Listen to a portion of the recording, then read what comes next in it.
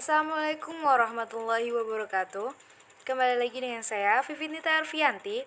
Pada pertemuan kali ini kita akan belajar tentang bioteknologi dan peranannya. Bioteknologi sendiri adalah suatu teknik yang menggunakan makhluk hidup atau bagian tubuh makhluk hidup untuk menghasilkan suatu produk atau jasa.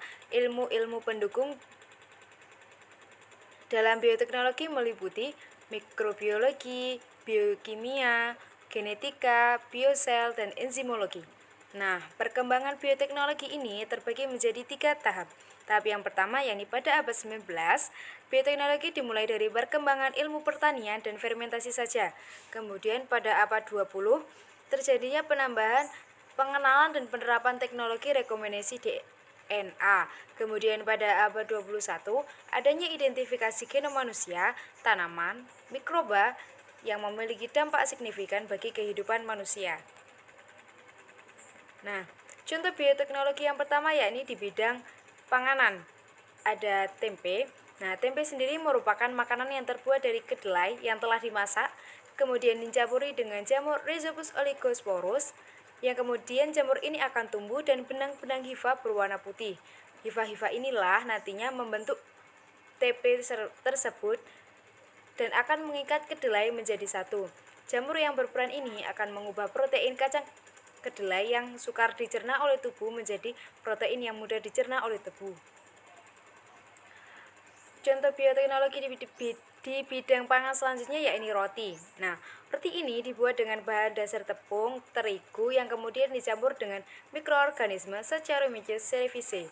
Mikroorganisme ini dapat mengubah karbohidrat menjadi alkohol dan karbon dioksida. Kemudian ada yogurt. Nah, pasti kalian sudah mengetahui kan apa itu yogurt? Yogurt ini ternyata terbuat dari bahan dasar susu dan mikroorganisme Lactobacillus dan Streptococcus.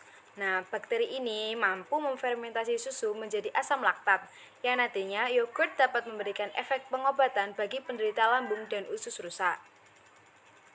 Tidak hanya pada bidang pangan saja, pada bidang pertanian, bioteknologi juga berperan. Yang pertama yakni hidroponik, merupakan cara bercocok tanam tanpa menggunakan tanah sebagai media menanam tanaman. Tanaman yang ditanam dengan cara hidroponik akan memperoleh nutrisi dan cadangan makanan dari air. Nah, keuntungan pada teknik hidroponik ini adalah: 1. Masih dapat bercocok tanam di lahan yang sempit. 2. Dapat menggunakan pupuk dengan efisien.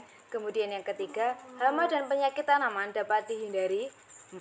Tanaman dapat tumbuh dengan pesat. Dan yang kelima, beberapa tanaman dapat dibudidayakan di luar musim. Meskipun ada beberapa tanaman yang juga dapat dibudidayakan dalam.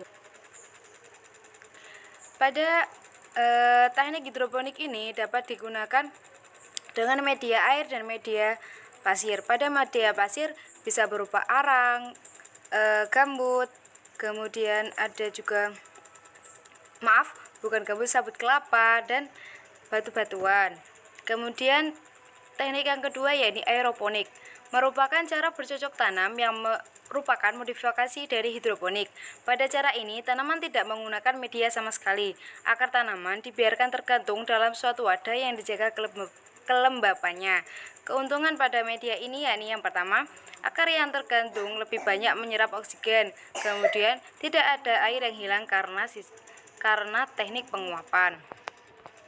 Nah, teknik yang selanjutnya yakni kultur jaringan, merupakan suatu proses pertumbuhan jaringan pada medium bernutrisi yang dilakukan secara bebas hama atau asektif berdasarkan prinsip-prinsip totipotensi.